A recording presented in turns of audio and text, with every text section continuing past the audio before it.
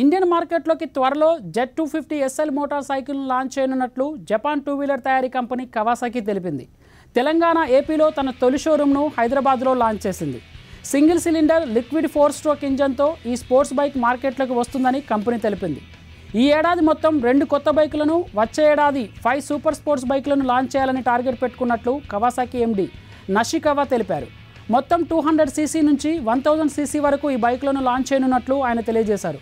ఇక హైదరాబాద్లో నెలకు దాదాపుగా 15 వరకు 250 సీసీ, 600 సీసీ నింజా బైకులు అమ్ముడవుతున్నాయని, కొత్త బైకులు లాంచ్తో వీటి సంఖ్య రెట్టింపు అవుతుందని Kawasaki Hyderabad showroom head Babul Reddy తెలిపారు.